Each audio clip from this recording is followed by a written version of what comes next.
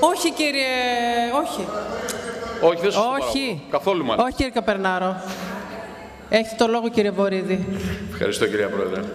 Καταρχάς, να συνεννοηθούμε για κάτι. Δεν είναι ώρα κοινοβουλευτικού ελέγχου. Δεν είναι ώρα κοινοβουλευτικού ελέγχου. Δεν είναι ώρα κοινοβουλευτικού ελέγχου και ξέρετε πολύ καλά για ποιο πράγμα μιλάω, κύριε Λαφαζάνη. Που σημαίνει ότι ο Υπουργός δεν είναι υποχρεωμένος να σας απαντά σε ό,τι θυμάστε. Μπορεί λοιπόν να δώσει διευκρινήσεις εκείνες που κρίνει σκόπιμο. Κατά τα λοιπά στον κοινοβουλευτικό έλεγχο. Στον κοινοβουλευτικό έλεγχο. Αλλιώς είναι μια συζήτηση. Εντάξει, τώρα εσείς παλαιός κοινοβουλευτικός δεν μπορείτε να λέτε τέτοια πράγματα. Παλαιός κοινοβουλευτικός δεν μπορείτε να λέτε τέτοια πράγματα. Γνωρίζετε πολύ καλά τις διαδικασίες και γνωρίζετε ότι δεν είναι καθόλου υποχρεωμένος ο Υπουργός να απαντά επί παντός επιστητού σε όποια ερώτηση ανεξαρτήτως διαδικασίας. Άρα λοιπόν, σας παρακαλώ, κύριε Λαφαζάνη.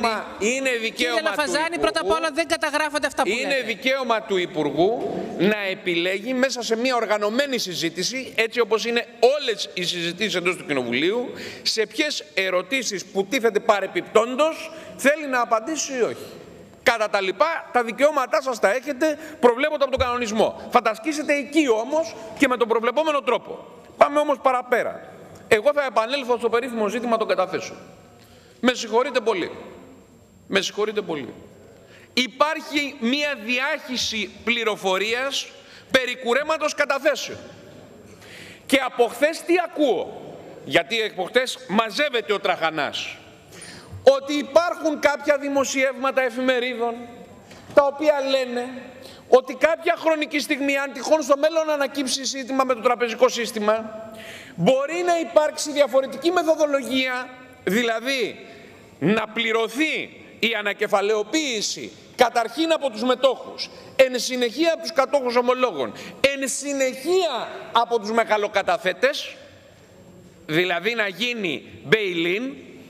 Αυτό λοιπόν το πράγμα ενδέχεται να γίνει στο μέλλον και όλοι λένε ότι αυτό δεν αφορά τις μικρές καταθέσεις. Εδώ λοιπόν τώρα για να έρθουμε στα καθημάς. Από αυτό το οποίο συζητείται για μη ανακεφαλαιοποιημένα τραπεζικά συστήματα, αλλού και στο μέλλον, τι σχέση έχει με το δικό μας ανακεφαλαιοποιημένο τραπεζικό σύστημα που ανακεφαλαιοποιήθηκε με άλλη διαδικασία? Πώς λοιπόν από αυτό που θα γίνει στο μέλλον ενδεχομένως σε άλλα τραπεζικά συστήματα, με έναν άλλο τρόπο που δεν θίγει τις καταθέσεις μέχρι των 100.000 ευρώ, που το έχουν πει όλοι οι ευρωενωσιακοί θεσμοί, έρχεστε εσείς και το λέτε ως παρόντα και άμεσο κίνδυνο του ελληνικού ανακεφαλαιοποιημένου τραπεζικού συστήματος με άλλη διαδικασία. Αυτό να μας εξηγήσετε. Γι' αυτό κινδυνολογείτε. Γι' αυτό λέτε ψέματα. Και λέτε ψέματα επικίνδυνα. Και λέτε ψέματα που αφορούν τους Έλληνες καταθέτες. Και λέτε ψέματα που κλονίζουν την πίστη στο τραπεζικό σύστημα. Και λέτε ψέματα τη στιγμή που χρειαζόμαστε τη ρευστότητα στην αγορά, για την οποία μιλάτε χθες. Μίλησε ο κύριος Παναγιώταρος εχθές. Βεβαίως. Και καλά θα κάνετε να μιλήσετε και σήμερα. Και βεβαίως τη χρειαζόμαστε. Αλλά δεν μπορεί και τα δύο. Δεν μπορεί και να υπονομεύουμε με τα λόγια μας, χωρίς καμία πραγματική βάση, την σταθερότητα του ελληνικού τραπεζικού συστήματος, αλλά να κοπτόμεθα ταυτοχρόνως για την έλλειψη ρευστότητας στις επιχειρήσεις. Πού θα βρεθεί η ρευστότητα? Τη γεννήσουμε? Αρχίσει να βρέχει χρήμα? Πού θα βρεθεί η ρευστότητα? Και πάω και στη δεύτερη κριτική που την άκουσα σήμερα. Τι ακριβώς λέτε? Να άκουσα από τον κύριο Λαφαζάνη για τροπολογία. Να μην τις παρατείνουμε τις εγγύησεις στο τραπεζικό σύστημα. Να μην τις παρατείνουμε, να λήξουμε. Σωστό. Να αφαιρεθούν λοιπόν οι εγγύησεις από το ελληνικό τραπεζικό σύστημα. Έτσι. Άρα, τι να γίνει εκείνη τη στιγμή? Να ζητηθούν, αφού θα αφαιρεθούν οι εγγύησεις, να ζητηθούν τα χρήματα πίσω. Αύριο το πρωί. Επομένως θα καταρρεύσει το τραπεζικό σύστημα. Αυτό θα κάνετε? Αυτή είναι η ιδέα που έχετε? Α, κύριε Λαφαζάνη, κύριε Λαφαζάνη, τι ωραία. Κύριε Λαφαζάνη, τι ωραία. Και τα δύο λοιπόν. Καλά, μετά, θα κάνουμε διάλογο, κύριε Λαφαζάνη. Σας παρακαλώ. Μα σας παρακαλώ. Εσάς δεν διάκοψε κανείς. Αυτό ότι απευθύνομαι σε εσάς, δεν καταγράφετε τίποτα. Να παρεμβαίνετε. Μετά. Θα τα πείτε μετά. Αφήστε να πούμε. Σας παρακαλώ. Κυρία Πρόεδρε. Κύριε Λαφαζάνη, Ωραία, τα είπατε. Τα είπατε, δεν τα άκουσε κανείς όμως. Γιατί τώρα δεν θέλω να πω τίποτα άλλο. Καθίστε τώρα κάτω. Κύριε Λαφαζάνη, δεν καταγράφετε αυτά που λέτε. Θα πάρετε το λόγο, κύριε Λαφαζάνη, αφού τα ξέρετε καλύτερα εσείς. Θα δευτερολογήσετε, θα τριτολογήσετε. Έχουμε διαδικασία που πρέπει να ακολουθούμε. Για τον φίλτατο και αγαπητό κύριο Λαφαζάνη. Επανέλθω στο τι ψηφίζουμε σήμερα και τι ρυθμίζουμε με την τροπολογία. Επεκτείνουμε τον χρόνο λήξης των εγγυήσεων. Οι εγγυήσεις έχουν δοθεί. Συμφωνούμε σε αυτό, μάλιστα. Και έχουν χρησιμοποιηθεί. Και σε αυτό συμφωνούμε. Έχουν χρησιμοποιηθεί για να χρηματοδοτηθεί το ελληνικό τραπεζικό σύστημα. Έχει πάρει λοιπόν χρήμα το ελληνικό τραπεζικό σύστημα. Παρατείνουμε τις εγγυήσεις που διασφαλίζουν τη χρηματοδότησή του. Ρωτώ, η άλλη επιλογή που έχουμε μια άλλη επιλογή. Κύριε Λαφαζάνη μου, έχουμε μια άλλη απλή επιλογή. Να μην τις παρατείνουμε. Να λήξουν. Άρα δεν θα υπάρχουν εγγυήσεις. Και επομένως θα καταστούν απαιτητά τώρα όλα τα χρέη του τραπεζικού συστήματος στην Ευρωπαϊκή Κεντρική Τράπεζα. Και λέω, αυτό θα κάνετε? Δεν θα κάνουμε δεκτή την άποψή σας. Εγώ λέω, κύριε Υπουργέ, να κάνουμε δεκτή την άποψη του ΣΥΡΙΖΑ. Είναι πολύ καλή ιδέα. Να κάνουμε δεκτή την άποψη του ΣΥΡΙΖΑ. Να μην παρατείνουμε τις εγγύησεις. Και να δούμε τι θα γίνει την επόμενη μέρα το πρωί. Να δούμε τι θα γίνει την επόμενη μέρα το πρωί. Την επόμενη μέρα το πρωί οι εγγυήσεις και το χρέος δεν είναι το ίδιο πράγμα. Λοιπόν, την επόμενη μέρα το πρωί λοιπόν θα καταπέσουν οι τράπεζες. Αυτό θα κάνει ο ΣΥΡΙΖΑ? Ξαναρωτώ. Αυτό θέλετε να κάνουμε? Άρα λοιπόν, το άλλο ζήτημα που θέτεται γενικώς, δηλαδή τα χρέη των τραπεζών προς την Ευρωπαϊκή Κεντρική Τράπεζα και πώς αυτά θα αποπληρωθούν, αυτά να μου επιτρέψετε να σας πω, αφήστε να το αντιμετωπίσουν οι τράπεζες με την Ευρωπαϊκή Κεντρική Τράπεζα. Εσείς θέλετε να μπείτε ενδιαμέσως, να καταστούν απαιτητά τα χρέη τώρα, να καταλογιστούν τώρα, να υπάρξει περαιτέρω κρίση τώρα. Αυτό λέτε. Αυτό λέτε στους καταθέτες. Έρχομαι, αυτά λέτε. Τι να κάνω, κύριε Λαφαζάνη? Η λογική συνέπεια των σκέψεών σας είναι αυτή. Εάν τουλάχιστον τη συνδέατε με μια επαναστατική διαργασία, δηλαδή τι, να καταρρεύσουν οι τράπεζες, να γίνει χάος, να γίνει επανάσταση, να κάνουμε κομμουνισμό, αυτό έχει ένα νόημα. Θα καταλάβαινα τι λέτε. Αλλά να μας λέτε ότι υπάρχει μια ρεαλιστική προσέγγιση διαχείρισης του πολιτικού συστήματος και του οικονομικού συστήματος με αυτά που λέτε, αυτά όχι. Τώρα, εντάξει, καλά. Λοιπόν, τώρα, είπατε και το δεύτερο, το οποίο επίσης δείχνει μέγεθος άγνοιας. Τι λέτε τώρα? Ακούστε ένα μεγάλο ζήτημα, κυρίες και κύριοι συνάδελφοι. Το μεγάλο ζήτημα του ψηφιακού μερίσματος. Υπάρχει πρόβλημα με την κατάσταση που εκπέμπουν αυτή τη στιγμή τα κανάλια? Ναι, βεβαίως. Γιατί πράγματι δεν έχει ακολουθηθεί μέχρι σήμερα κανονική διαδικασία αδειοδοτήσεως και πρέπει να πληρώσουν τα κανάλια για τη χρήση των συχνοτήτων. Μάλιστα. Τι έχει γίνει τώρα? Περάσαμε στην ψηφιακή συχνότητα, στην ψηφιακή εκπομπή και στη χρήση ψηφιακών συχνοτήτων. Ακούστε τώρα τι λέει ο κύριος Λαφαζάνης. Να μην προχωρήσουμε στο διαγωνισμό, δηλαδή να παρατείνουμε την κατάσταση της ανομίας, να μην εισπράξει χρήματα από τον διαγωνισμό του ψηφιακού μερίσματος το ελληνικό δημόσιο, μάλιστα, γιατί λέει υπάρχει ένα ζήτημα με την τηλεόραση. Και ποιο? Λέει, αυτό λέει το κάνει η DJA. Τι κάνει η DJA? Σύγχυσης μεταξύ του παρόχου ψηφιακού σήματος και του χρήστη της συχνότητας. Η DJA είναι η πλατφόρμα. Είναι αυτός που παρέχει την χρήση της ψηφιακής συχνότητας. Όχι ο χρήστης της συχνότητας, όχι το κανάλι. Εδώ λοιπόν το γεγονός ότι θα γίνει η διαδικασία, ότι θα υπάρξει ψηφιακό μέρισμα, ότι το μέρισμα αυτό θα πληρωθεί και ότι όλα τα κανάλια, βεβαίως και το κρατικό, βεβαίως και ο κρατικός φορέας, θα πάρουν το καθένα την χρήση της συχνότητας που τους αναλογεί, έρχεται ο κύριος Λαφαζάνης και λέει δεν θέλω να το κάνουμε. Θέλω να το παρατείνουμε.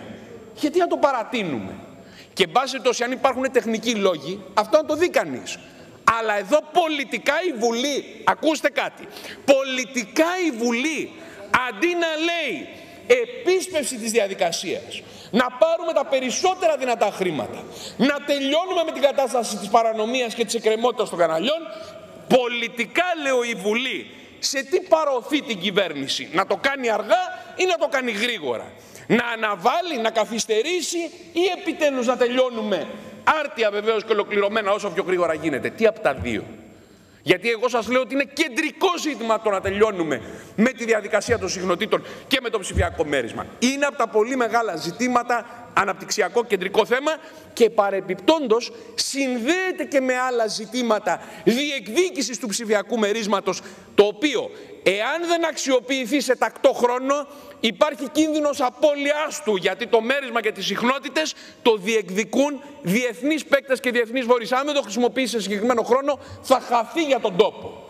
Αυτό είναι το μεγάλο πρόβλημα με το ψηφιακό μέρισμα. Έρχομαι όμως σε μια κριτική που ακούστηκε για το Νομικό Συμβούλιο. Είναι αλήθεια ότι δεν πρέπει να επιτρέπουμε την δίωξη της γνώμης. Εκεί πρέπει να υπάρχει ελευθερία. Και πρέπει να είναι απολύτως προστατευμένοι οι νομικοί σύμβουλοι στην έκφραση της γνώμης τους και να μην ανησυχούν ότι θα υπάρξει ενδεχόμενο δίωξης για την έκφραση της γνώμης τους. Έχω όμως ένα ζήτημα εδώ, κύριε Πρόεδρε, και θα ήθελα να το ακούσει ο Υπουργός, θα να το σκεφτούμε. Έτσι όπως είναι καταστρωμένη η διάταξη, αφήνει ένα ενδεχόμενο, αυτό το ακαταδίωκτο, να είναι για οποιαδήποτε έκφραση γνώμης, ανεξαρτήτως του τρόπου με τον οποίο διαμορφώθηκε αυτή η έκφραση γνώμης. Δεν ξέρω αν γίνεται σαφές αυτό το οποίο λέω. Δηλαδή, να προστατέψουμε πράγματι ποιον? Αυτόν ο οποίος λέει τη γνώμη του, εγώ θα πω έστω και αν υπάρχει κάποια αμέλεια στον τρόπο με τον οποίο συγκρότησε τη γνώμη του. Αν όμως συγκροτείται εκδόλου ή εκβαρίας αμελίας η γνώμη του, θα τον προστατέψουμε και τότε? Αυτό λοιπόν είναι ένα ερώτημα. Ο νομικός σύμβουλος του κράτους δεν είναι... Όχι, τα ίδια σας έλεγα. Τα ίδια σας έλεγα. Σας έλεγα ότι πρέπει να προστατέψουμε την ελευθερία της γνώμης του Συμβούλου. Αλλά αυτονοήτως αυτή δεν μπορεί να πηγαίνει μέχρι την προστασία του ενός πλήρως ακαταδίωκτου, ανεξαρτήτως του πώς διαμορφώθηκε αυτή η γνώμη του Συμβούλου. Επομένως εδώ ενδεχομένως χρειάζεται να κάνουμε μία στάθμιση.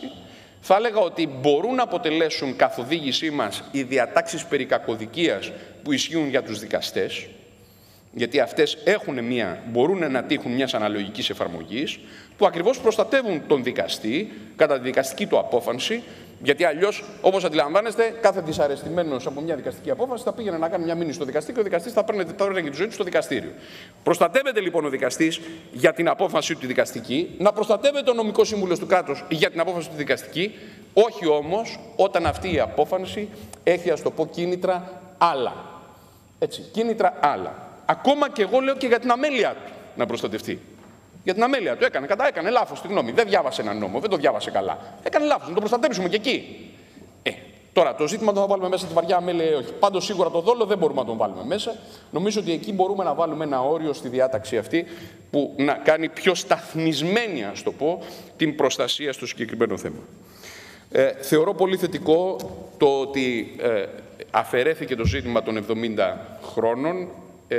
Δεν θα υπήρχε κανένας λόγος, νομίζω είναι από τα θετικά τα οποία, τις θετικές παρεμβάσεις που έχει κάνει ο Υπουργός εδώ, δεν θα υπήρχε κανένας λόγος, παραδείγματος χάρη οι δικηγόροι να μην έχουν όριο ηλικίας, οι γιατροί να μην έχουν όριο ηλικίας, οι μηχανικοί να μην έχουν όριο ηλικίας για την άσκηση του επαγγελματός τους, αλλά να έχουν όριο ηλικίας οι ελεγκτές.